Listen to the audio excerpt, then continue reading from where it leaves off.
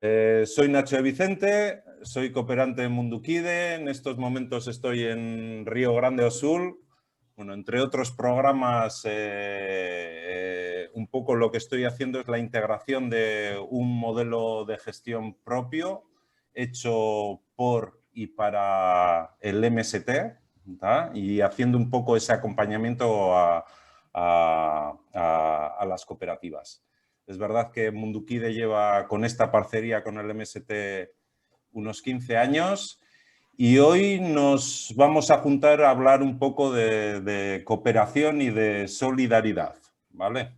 Entonces con nosotros tenemos por una parte al director de Munduquide, que también fue cooperante en Santa Catarina y Paraná, Josu Rutia. Egunon, Josu, buenos días. Egunon, buen día. Buen día. Y por la otra tenemos a João Pedro Stedile. Es economista, bueno, él es muchas cosas, pero es economista y fue dos fundadores del movimiento de los trabajadores rurales sin tierra, MST. Y probablemente sea uno de los, no sé si pensadores o de los mayores líderes un poco o referentes intelectuales de la izquierda dentro de Brasil. Buen día, João Pedro. Buenos días, mucho gusto hablar con ustedes dos y por supuesto con toda la gente que siempre ha sido mucho solidaria con nosotros desde el País Vasco. Un grande abrazo a todos y todas.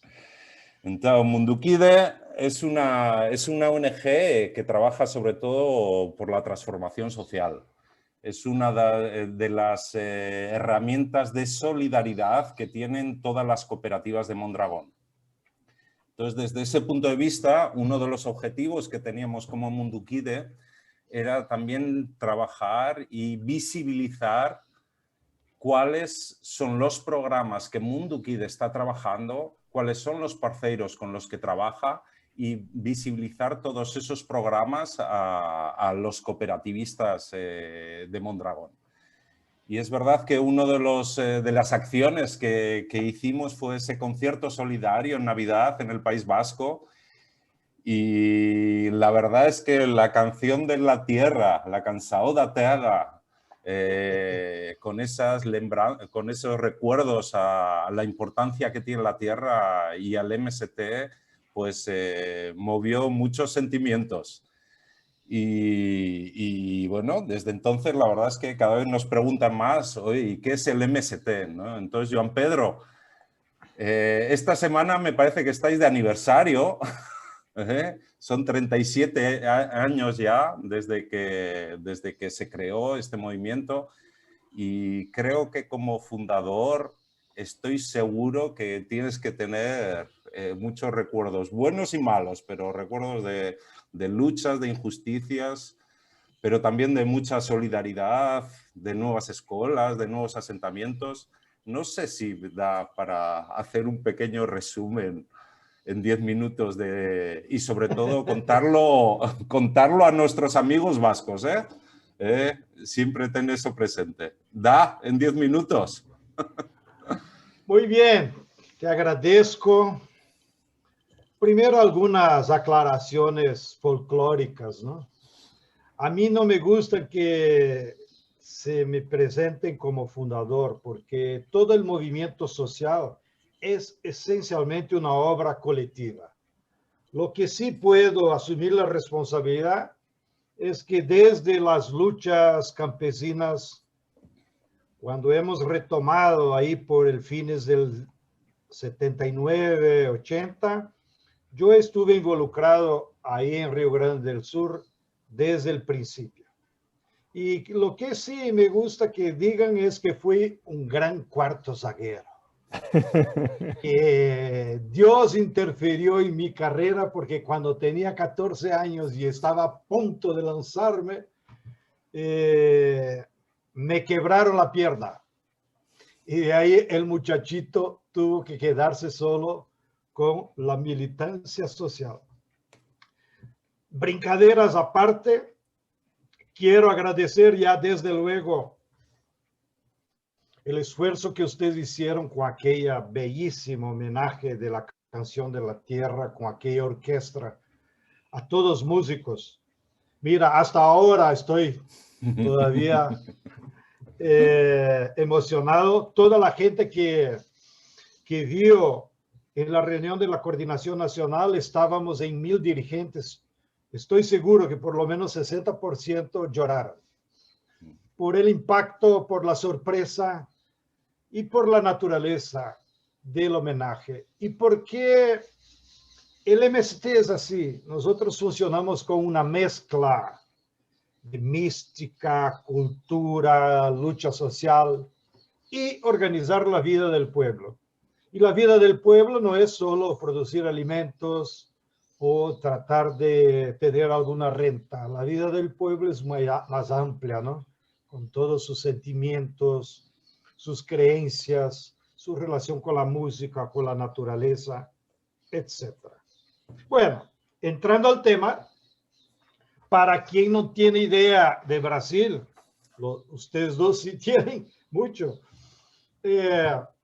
Brasil es un enorme país continental que tiene 360 millones de hectáreas que podrían ser agricultables, pero la mayoría de ellas está acaparada solo para especulación. Para que ustedes tengan una idea, de esos 360 millones de hectáreas, se cultiva, aún en el modelo de agronegocio, solo 60 millones. Y en el modelo de agricultura familiar, que es más corriente ahí en Europa, se cultiva otros 40 millones de hectáreas. De así que, ya para empezar, tendríamos 200 millones de hectáreas que podrían ser involucrados en la producción de alimentos, en resolver el problema de la sociedad. Y ese es el latifundio. Entonces, nuestra sociedad es la sociedad del mundo de mayor concentración de la propiedad de la tierra. En segundo lugar viene Paraguay, pero lo que ocurre es que la mayoría de los latifundistas de las tierras paraguayas son también brasileños. Así que tenemos la primera tasa y la segunda tasa también. Entonces, de esa grande contradicción que hay en la realidad, naturalmente los campesinos a lo largo de la historia hacían lucha por la tierra. ¿Por qué? Si de un lado hay 40.000 latifundistas que tienen casi 200 millones de hectáreas, de otro lado hay 4.8 de familias, millones de familias sin tierra que no tienen tierra. Entonces, esa contradicción es que generó el MST. ¿Qué hizo el MST? El MST empezó cuando hacíamos la lucha contra la dictadura en los idos de la década de 80, empezamos a hacer tomas de tierras, que era una tradición secular de Latinoamérica, de Europa, hasta en Andalucía recientemente andaron haciendo tomas de tierras, ¿no? Entonces, la toma de tierra es una forma de lucha clásica, histórica de los campesinos sin tierra, que hay adentro en los latifundios improductivos para tratar de vivir y producir. Entonces, nosotros pasamos 5 o 6 años haciendo esas tomas de tierra aisladas, hasta que en algún momento nos juntamos, los líderes de esas tomas de tierra. Y de ahí es que en enero de 1984, de ahí la referencia a una fecha de nacimiento, fundamos, digamos, esa articulación internacional y le dimos este nombre, Movimiento de los Trabajadores Sin Tierra. Nosotros queríamos poner Movimiento de Trabajadores por la Reforma Agraria, pero la prensa burguesa ya nos había apodado de Sin Tierra. Entonces éramos más conocidos como Sin Tierra. Y así nos quedamos. Bueno, entonces la fecha también es una fecha más de un encuentro, pero antes hubo mucha lucha social. Por eso es difícil poner una fecha solo, ¿no? pero sí la conmemoramos porque fue una conquista. Bueno, después, en esos 37 años que se siguieron, hubo muchas tomas de tierra, seguimos. Una vez hicimos una cuenta ahí, creo que hicimos más de 5,000 tomas de tierra. Y el resultado de eso fue que hemos conquistado tierra para 500,000 familias que ahora están sobre su tierra. Ya no necesitan trabajar para el latifundista, pagar renta o recibir solo el salario. Bueno, a medida que vamos conquistando más tierra, nos hemos dado cuenta que aquella consigna que venía desde la Revolución Mexicana de tierra para quien ella trabaja, y que ustedes también la utilizaron en la Revolución del 30, aquí era insuficiente. O sea, las familias no salían de la pobreza solo con la tierra. Y entonces el movimiento empezó a reflexionar, debatir, y empezamos a adentrar a otros temas que no eran comunes en movimientos campesinos por la tierra. Y de ahí empezamos a organizar la producción, tratar de organizar de una forma en escala mayor, tratar de organizar cooperativas, ¿no? De las varias formas posibles de comercialización, de compra de máquinas, hasta algunas cooperativas que llegaron también al nivel de agroindustria, ¿no? O tener toda la tierra cooperada. Después avanzamos para... Nos hemos dado cuenta de qué vale el campesino tener tierra, tener tractor, ser socio de una cooperativa y seguir analfabeto, o tener el tercer año y seguir así con sus hijos. No podía ser así. Y entonces sumamos la consigna: solo el conocimiento liberta verdaderamente la gente. Y pusimos un montón de esfuerzo para organizar escuelas en todos los niveles, y llegamos al nivel de conquistar del gobierno federal la posibilidad de acceso de hijos de campesinos a la universidad en un sistema de alternancia que es fundamental para los que viven en el campo. Entonces, los estudiantes entran a la universidad, estudian 2 meses ahí, intensivo, y después se regresan a sus comunidades, 2, 3 meses. Esa rotación es que permite que el joven no salga del campo, y que cuando se reciba como agrónomo, veterinario, profesor, maestro, lo que sea, él busque empleo ahí en su comunidad y no se quede en la ciudad. Bueno, y por último, yo creo que avanzamos mucho en los últimos 5 años sobre el tema de la agroecología.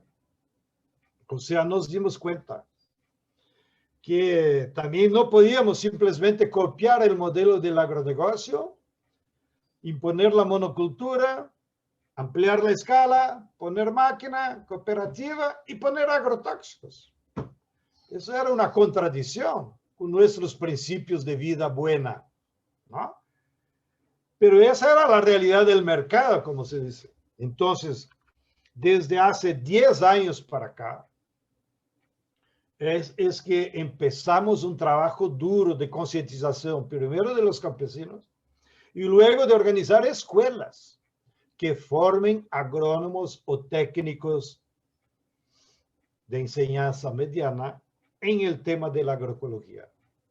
Y hoy tenemos orgullo porque ya tenemos varias escuelas. Por lo general, una escuela por bioma de nuestro país. Y seguimos formando todos los años muchos muchachos y muchachas que se han perfeccionado en agroecología. Y esa idea de la agroecología, claro, no es solo formar gente es el primer paso. Es llevar esos conocimientos y convencer a nuestra base para que produzca de forma agroecológica. Y de ahí tenemos dos conquistas fantásticas que Nacho ahí conoce bien, que somos los mayores productores de Latinoamérica del arroz orgánico. Producimos ahí 500,000 sacas, bolsas por año. Y también somos el principal productor de jugo de uva orgánico, que precisamente en la zafra pasada conquistamos la medalla de oro en esos festivales que hacen las vinícolas de vino, espumantes y jugo. Y somos con orgullo el mejor jugo de uva orgánico de las Américas. Sí, como los europeos no hacen jugo, prefieren hacer solo vino porque no tienen las variedades americanas que tenemos aquí. Yo creo que tenemos el mejor jugo de uva del mundo. Bueno, ya terminé sí, la propaganda. Gracias, cambio. Josu. El sonido. Disculpe, Joao Pedro. El último año y pico, bueno, nos ha tocado vivir una nueva realidad con esta pandemia que está afectando, ¿no? Y que por un lado nos ha hecho caer en la cuenta que vivimos en un mundo global y que todos estamos interrelacionados, y entonces bueno, que Euskal Herria y Brasil están mucho más cerca de lo que parece, ¿no? En este contexto de pandemia, bueno, el MST ha puesto toda su capacidad al servicio de los más necesitados, ¿no? Como siempre, diría yo. Bueno, por un lado, bueno, donaciones de alimentos, los almacenes de Ocampo también aportando la marmita solidaria. Bueno, ¿no? Ese plan emergencial por el trabajo, la alimentación y la vida digna. Y luego tampoco quiero olvidar bueno, en esta situación, ¿no? Bueno, que estamos viviendo, incluso antes de la pandemia, de la situación que estábamos viviendo en la Amazonía, ¿no? Con la Amazonía ardiendo, el plan para plantar 100 millones de árboles. No sé si me estoy equivocando o si son 100 millones de árboles, ¿no? Es así. No sé, me gustaría que nos contaras, ¿no? Que nos contaras un poco cómo está viviendo el MST este contexto actual que estamos viviendo. Muy bien. Entonces, para agarrar el hilo del tema anterior, la lucha de clases aquí en Brasil, en el campo, es una lucha permanente entre tres modelos de producción agrícola. El primer modelo es el latifundio, que no produce nada. Él solo quiere acumular capital, se apoderando de tierras públicas, de la floresta, del agua, o sea, transformar mercancías, lo que es un bien común que está ahí en la naturaleza. Ese es el latifundio. El segundo modelo es el agronegocio, que se dice moderno, que produce en escala, con semillas transgénicas, agrotóxicos, mecanización, pero ellos no producen alimentos, ellos producen commodities agrícolas para Europa, para el mercado externo. Y el tercer modelo es de nosotros, de la agricultura familiar, de producir alimentos sanos, de garantizar que la gente en el campo tenga una vida buena, que tenga una casa buena, que tenga acceso a la educación y todo eso. Bueno, entonces, ese confronto de los tres modelos ya viene de las últimas 3 décadas, como parte de la lógica del capital en la agricultura. Pero lo que hizo el COVID fue evidenciar esos tres modelos. Y nosotros estamos viviendo una contradicción buena. De un lado, es cierto, con este gobierno neofascista que tenemos,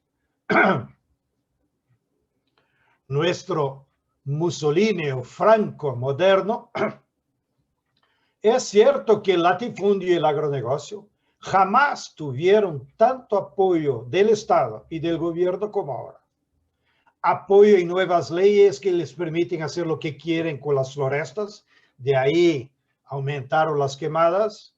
Apoyo para la liberación de agrotóxicos. Imagínense, tenemos ahora en 2 años otras 300 marcas diferentes de venenos agrícolas. Una vergüenza, una tragedia. Pero, ¿cuál es la contradicción positiva? Que la COVID reveló quién entonces produce para la sociedad. ¿Quién produce alimentos para salvar al pueblo? No es ni el latifundio ni el agronegocio. Somos nosotros. Entonces, a pesar del poder que ellos aumentaron en el Estado, en la sociedad hemos avanzado mucho. La sociedad está de nuestro lado. Lo que llevamos 10 años para convencer a la sociedad de agroecología y nos llamaban de malucos, de locos, ahora la sociedad es la que quiere alimentos agroecológicos y presiona para eso. Entonces, perdimos el gobierno, pero ganamos la sociedad. Y del otro lado, como tú has dicho, la lucha de clases fue congelada por el COVID. No podemos hacer tomas de tierra. No podemos hacer las marchas. ¿Se acuerdan de aquellas marchas que hacíamos? 5, 10, 15 mil personas. No podemos. No podemos hacer una asamblea. No podemos tomar un predio público para presionar al gobierno de sus insanidades. Entonces el COVID nos impuso un tiempo de espera hasta que venga la vacuna. Y entonces, desde el principio del año pasado, nos pusimos a debatir qué vamos a hacer. No podemos quedar separados. Es verdad que la lucha de masas está congelada. La pusimos en el freezer. Pero eso no quiere decir que debemos ir a dormir. Seguiremos trabajando. Tenemos una ventaja distinta de los obreros de la ciudad, que en el campo tú puedes producir alimentos sin aglutinación de personas, porque va la familia, o va uno con el tractor, o va uno con otras formas, entonces es más fácil protegerse. Y mira, a pesar de todo las dificultades, en las 500,000 familias asentadas, nuestros levantamientos es que perdimos alrededor de 100 compañeros. Lo que no es mucho en términos de percentual comparado con la gente en la ciudad. Y entonces, con esa situación, nos pusimos y adoptamos varias iniciativas políticas que toda nuestra base está impulsando. Primero, ampliar la producción de alimentos. Y sobre todo alimentos de corto ciclo, para poder llevarlos pronto a la ciudad. Porque ya no se puede transportar a grandes distancias y todo eso. Entonces, a producir alimentos y una parte de esos alimentos afuera, lo que necesitamos para nuestra sobrevivencia, entregarlos en solidaridad, sin costo, para las familias más pobres que viven en la periferia de la ciudad. Y para ustedes que viven en Europa, la crisis que estamos viviendo aquí, que es una crisis capitalista, no es solo del COVID, puso afuera del mercado, afuera de los derechos sociales, 60 millones de trabajadores en la ciudad, que viven ahí en la periferia. La mayoría de ellos son mujeres, jóvenes y negros. Entonces, ese es el público que tratamos de llegar con nuestros alimentos. Y como tú has dicho también, a veces tenemos que hacer las marmitas, ¿no? Porque la gente vive en la calle o en una huelga ahí de ellos. A mí me ha tocado también, no puedo salir de casa, pero sí traen aquí las materias primas y me ponen a hacer marmitas. Y lo hago con mucho gusto. Y también hemos impulsado en algunos locales identificar terrenos no ocupados en la ciudad e implantar huertas urbanas, porque son muy rápidas. O alguna creación de gallinas que se puede producir huevos de una forma muy rápida. Y también, junto con otros movimientos populares, tratar de hacer equipos de apoyo de salud, que nosotros llamamos agentes populares de salud, que van de casa en casa orientando a la gente, porque el gobierno neofascista no hace eso.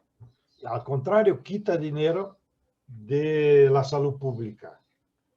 Y por último, entonces, hemos desarrollado un plan de plantar 100 millones de árboles en 10 años. Es verdad, eso es un proceso.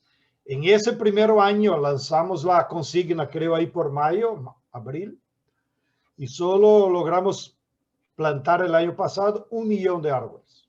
Pero ya es el primer paso.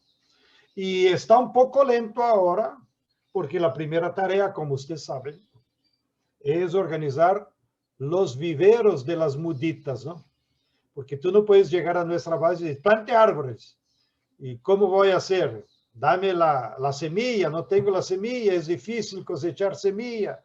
Y entonces la tarea del MST de ahí entra como movimiento de nuestras cooperativas y juntarse con alcaldías progresistas de organizar viveros. En eso estuvimos el año pasado. Y yo creo que este año vamos a avanzar más. Ojalá logremos entonces ya este año plantar los 10 millones que nos toca por año. Pero sobre todo hay un sentimiento muy grande. Y concluyo el tema les diciendo que también tenemos un plan específico direccionado con la Amazonía. Nuestros compañeros ahí están haciendo una campaña para no haber más derrubadas ni quemadas. Vamos a hacer asambleas populares de toda la gente cuando venga la vacuna. Y pensamos el año que viene hacer una gran conferencia internacional contra los crímenes ambientales y en defensa de la Amazonía. La vamos a hacer ahí en Belén, que es la mayor ciudad, es una, de cierta forma, la capital de la Amazonía, de toda la Amazonía, de los otros 8 países. Y seguro que los vamos a invitar también, porque queremos que vengan todos los países que tengan problema con crímenes ambientales cometidos por el capital. Bueno, cambio, camarada Nacho.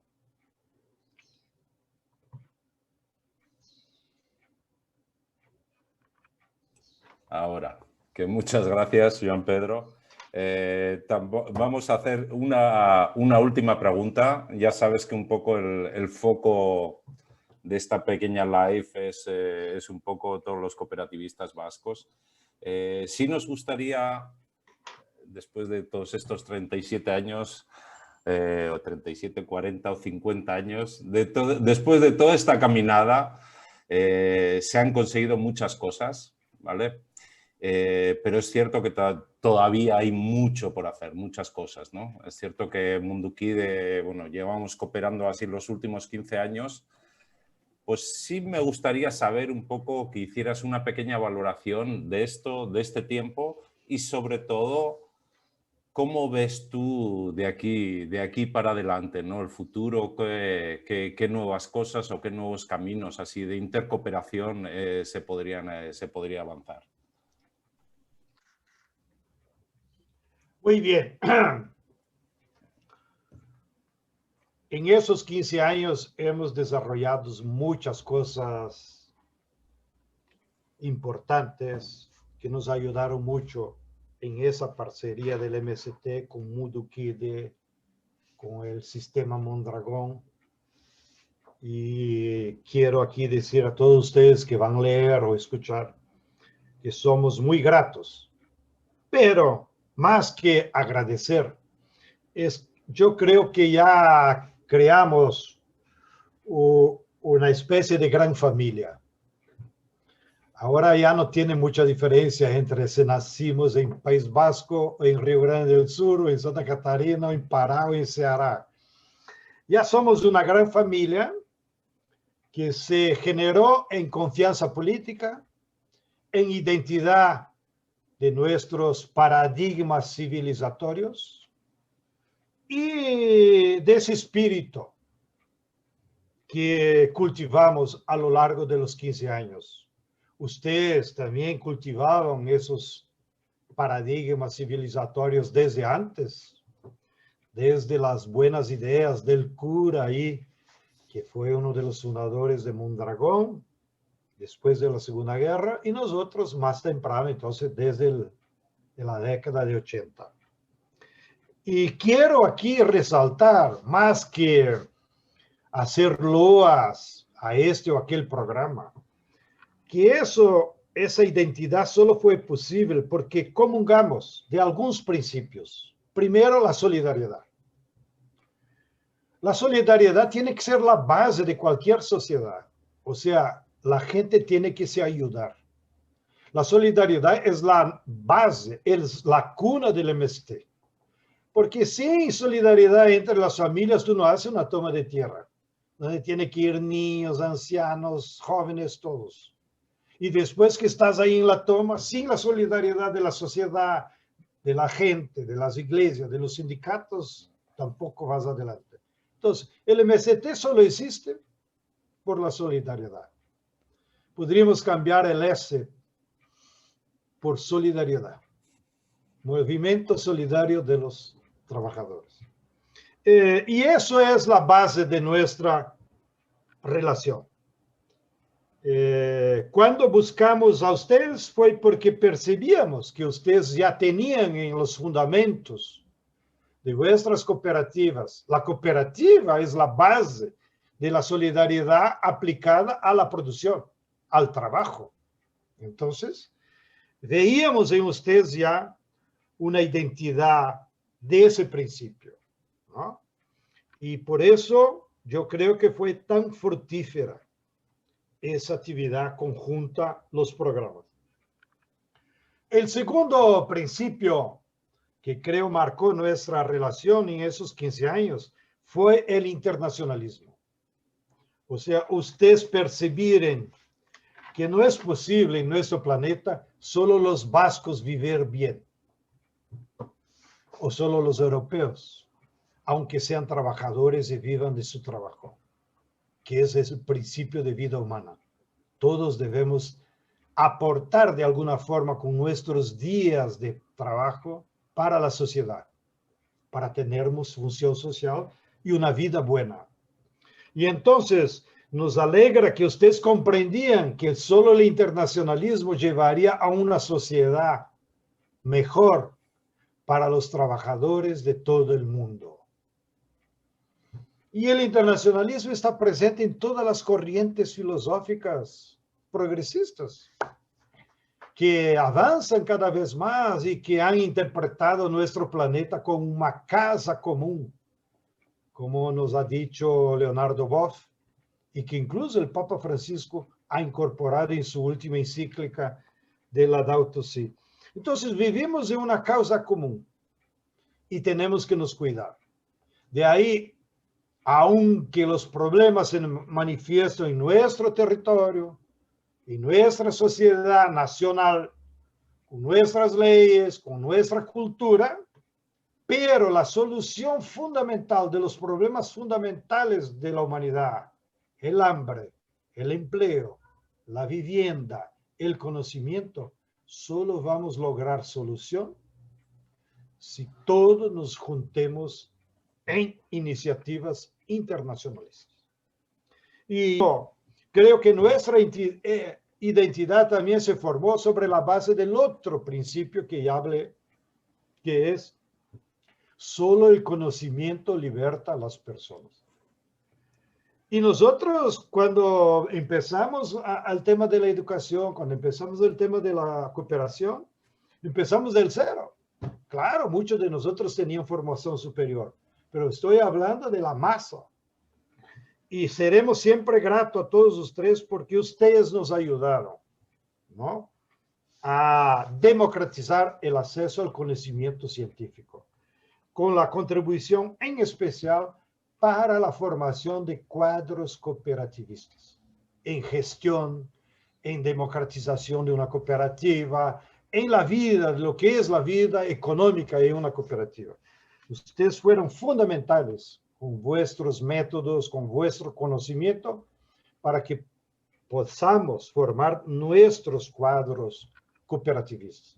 Así como nos ayudaron mucho en el dominio de las técnicas del mercado capitalista.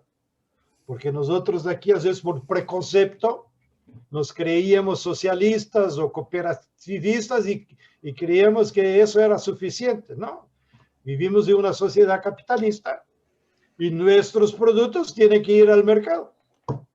Y ahí, para compartir con ustedes, el campesino es campesino.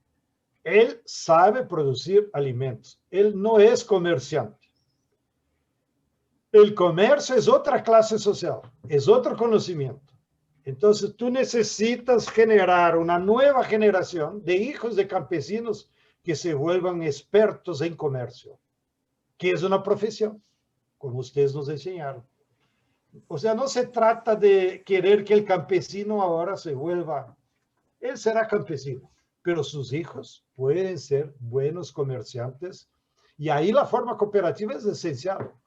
Porque tú no puedes preparar cada familia que tenga un hijo comerciante. ¿Qué va a hacer? Entonces, el comercio tiene que ser hecho por cooperativas. Y por último, yo diría para terminar, para no aburrirlos también, que seremos siempre gratos a ustedes, aunque demandamos siempre más voluntarios, más brigadistas. Vengan, vengan. Y ojalá se casen aquí y no regresen más para el País Vasco. Pelo menos para vivir, sí pueden regresar para... Pero, brincadeira aparte, yo creo que el fundamental en el método de ustedes, y sigan siempre así, es que ustedes nunca quisieron nos sustituir. Ustedes siempre adoptaron el método de no nos dar el pez. Ustedes quieren nos enseñar a pescar. Y eso es fundamental.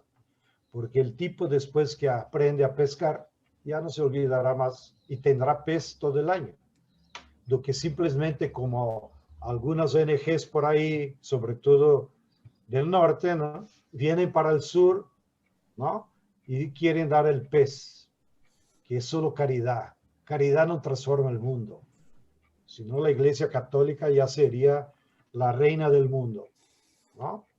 O sea, más que caridad, la gente tiene que aprender a andar con sus propias piernas para resolver sus propios problemas. Y con eso entonces le pongo más relieve. Ustedes siempre nos enseñaron a pescar y no regalar el pez, ¿no? Bueno, eso es todo.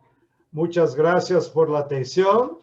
Seguro que seguiremos nos encontrando por lo menos más 15 años. Y yo estoy aquí me preparando para la vacuna. Bueno, muy bien, Joan Pedro. Pues nada, muchas gracias por este tiempo. Creo que nos hemos pasado de la media hora que como mucho había dicho, como mucho va a ser media hora. Pero bueno, supongo que tienes todavía muchas otras guerras por ahí. Muchas gracias, João Pedro. Esperemos poder vernos pronto en Brasil. Sí. A ver si es posible. Esperemos que sí.